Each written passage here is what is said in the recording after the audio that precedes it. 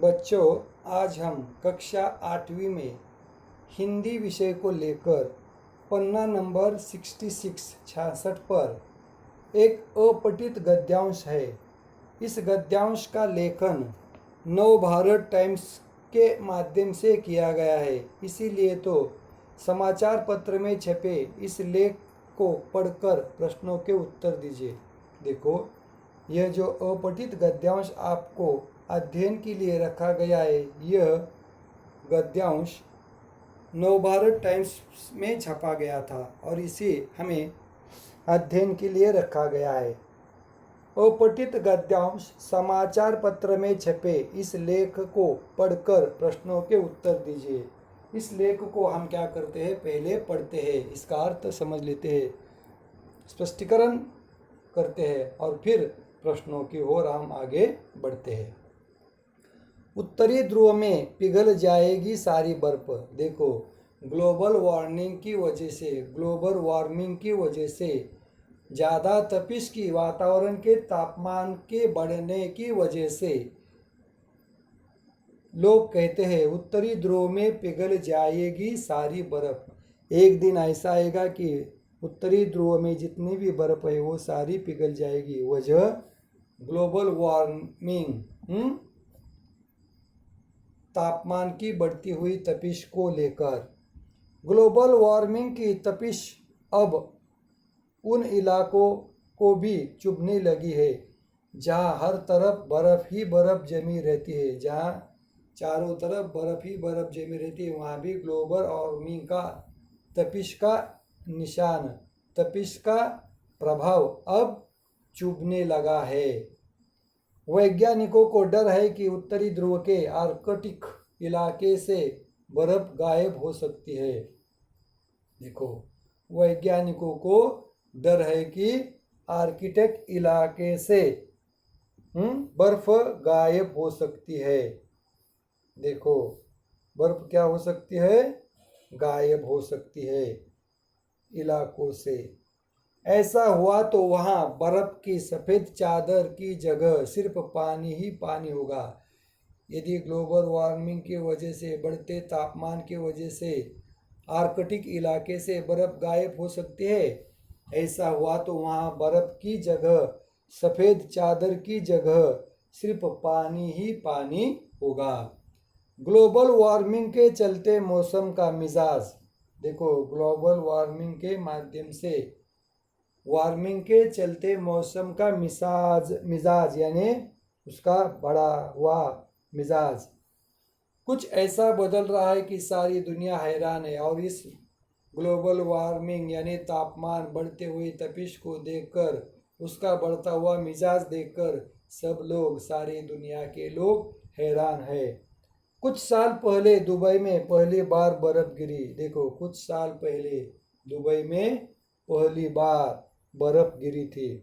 Arctic में बर्फ पिघल रही है, आर्कटिक में बर्फ पिघल रही है, पिघलना यानी पानी पानी होना। जबकि चीन, मंगोलिया, साइबेरिया में बर्फ का स्तर 40 साल का रिकॉर्ड तोड़ चुका है। देखो, आर्कटिक में बर्फ पिघल रही है, जबकि उसके अलावा चीन, मंगोलिया और साइबेरिया में बर्फ का स्तर 40 साल का रिकॉर्ड तोड़ चुका है ग्लोबल वार्मिंग की वजह से। आगे, नॉर्थ पोल पर सितंबर से मार्च तक जाड़े का मौसम होता है। नॉर्थ पोल में यानी उत्तर में, उत्तर आर्कटिक में उस वक्त सितंबर से मार्च तक जाड़े का मौसम होता है। जाड़ा यानी ठंड का मौसम होता है, ठंडी का। और बर्फ़ की चादर अपने पूरे शबाब पर होती है। और इस ठंडे के दिनों में, जाड़े के दिनों में बर्फ़ की चादर जो है ना, सब तरफ सफ़ेद ही सफ़ेद चादर, बर्फ़ की शबाब यानी बढ़ती हुई उसके आसार नज़र आते हैं। अप्रैल से अगस्त तक गर्मी की वजह से इसमें पिघलन शुरू होती है। और मार्च के बाद जब अप्रैल महीना आता है, अप्रैल माह आता है, उस वक्त अप्रैल से लेकर अगस्त तक गर्मी की वजह से इसमें पिघलने के लिए, बर्फ़ पिघलने की शुरुआत होती है। लेकिन ऐसा कभी नहीं हुआ कि पूरी बर्फ़ पानी में पिघल गई हो।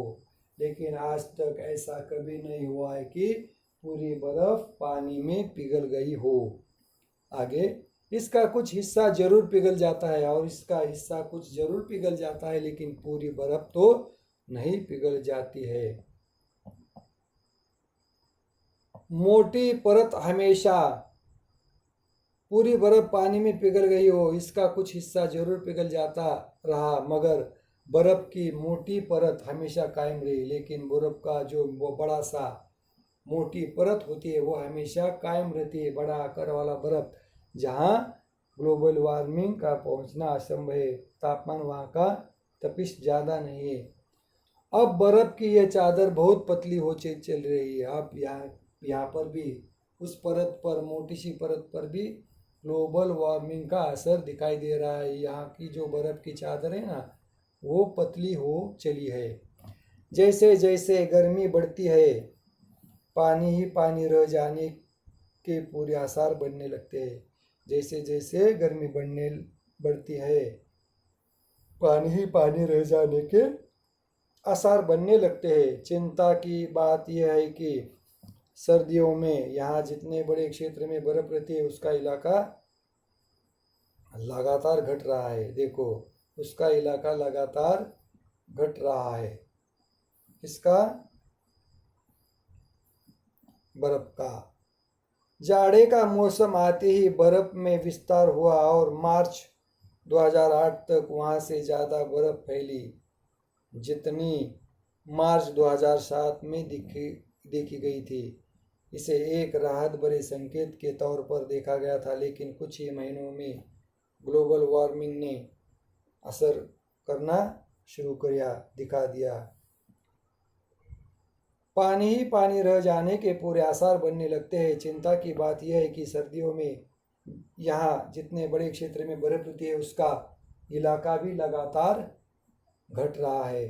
सितंबर 2007 में आर्कटिक की समुद्र बर्फ की अपने निम्नतम स्तर पर थी और ग्रीनलैंड से अलास्का, देखो ग्रीनलैंड से अलास्का तक बहने वाली समुद्री धारा को इसमें घुसने का रास्ता मिल गया। ग्रीनलैंड से अलास्का तक बहने वाली समुद्र धारा को इसमें घुसने का रास्ता मिल गया, यानी अंदर प्रवेश करने का रास्ता मिल गया, घुसने का समुद्र में। जाड़े का मौसम आते ही बर्फ में विस्तार हुआ। जैसे ही जाड़े का मौसम आ गया तो बर्फ में विस्तार हो गया और ये विस्तार मार्च 2008 तक वहाँ उससे ज़्यादा बर्फ फैलती रही। 2007 से 8 तक ज़्यादा बर्फ वहाँ पे फैलती रही जितनी मार्च 2007 में देखी गई थी। इसे एक राहत भरे संकेत के तौर पर देखा गया था लेकिन कुछ ही महीनों वार्मिंग ने असर दिखाना फिर से शुरू कर दिया। लेकिन कुछ महीने बाद ग्लोबल वार्मिंग में फिर अपना असर करना शुरू कर दिया। इस तरह से हमने नवभारत टाइम के माध्यम से इस अपठित गद्यांश का अध्ययन किया है। तो इसके नीचे जो छोटे छोटे प्रश्न है इसका हम अध्ययन करेंगे, उत्तर देखेंगे। पहला, क ग्लोबल वार्मिंग का क्या असर हो रहा है। ग्लोबल वार्मिंग का यह असर हो रहा है कि उत्तर इलाकों की जो बर्फ थी तपिश के माध्यम से, तापमान के बढ़ते माध्यम से, ग्लोबल वार्मिंग की वजह से वहाँ की बर्फ पिघल रही है और वहाँ के उस इलाकों को एक प्रकार वो चुभने लगी है। ख, एक राहत भरे संकेत से क्या अभिप्राय है। एक राहत भरे संकेत से यह अभिप्राय है कि 2007 से लेकर 8 तक जितनी बर्फ फैली थी उतनी बर्फ एक साल के लिए फैली थी, बढ़ती हुई दिखाई दे रही थी। लेकिन जैसे ही ग्लोबल वार्मिंग का असर दिखना शुरू हो गया, मार्च 2007 से फिर बर्फ पिघलना शुरू हो गया।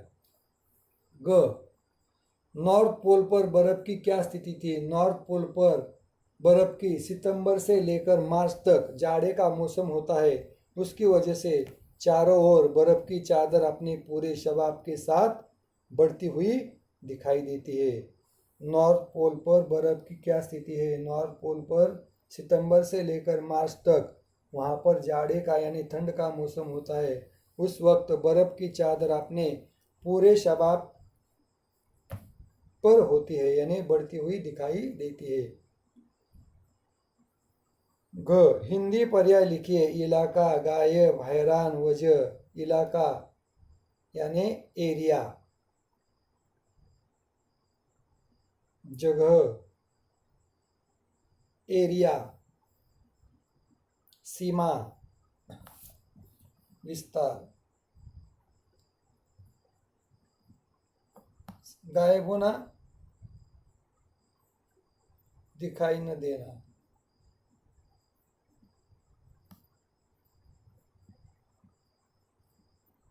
हैरान यानी अचरज में पड़ना।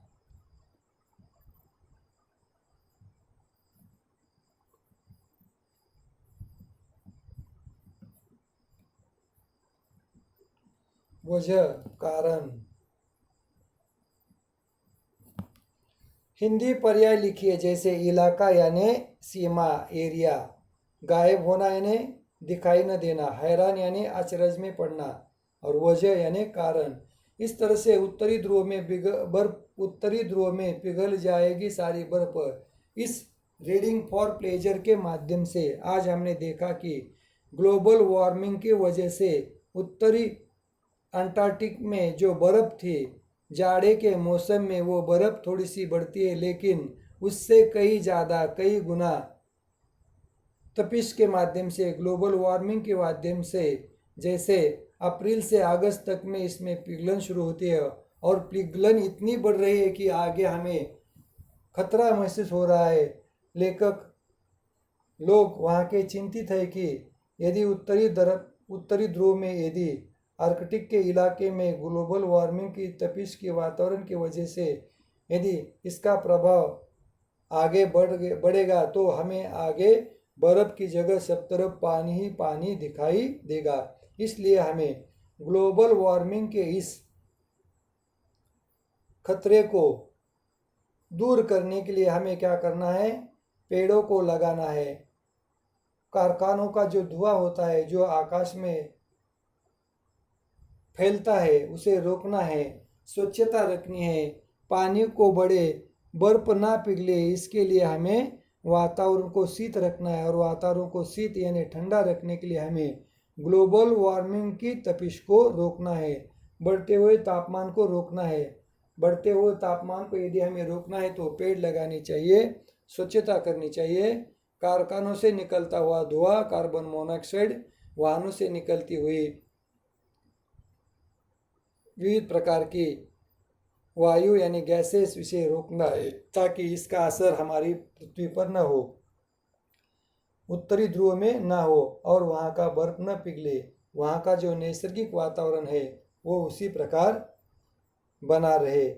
इस तरह से आज हमने कक्षा 8वीं में पन्ना नंबर 66 पर उत्तरी ध्रुव में पिघल जाएगी सारी बर्फ, यह अपठित गद्यांश था, इसका अध्ययन किया। और इसके नीचे जो प्रश्न थे, इन प्रश्नों के उत्तर भी हमने देखे हैं। तो आपको इन 66 नंबर पन्ने पर जो अपठित गद्यांश है, इसे पढ़कर इसके नीचे के प्रश्न उत्तर लिखकर मुझे क्या करना है? व्हाट्सएप के जरिए ग्रुप पर सेंड करना है। सुंदर हस्ताक्षर में लिखकर, सुंदर नोटबुक में हस्ताक्षर निकालकर मुझे इसके फोटो या आपको मुझे ग्रुप पर दिखाने हैं। इस तरह से आज हमने कक्षा 8वीं में अपठित गद्यांश का अध्ययन किया। यहाँ पर रुकते हैं हम। धन्यवाद।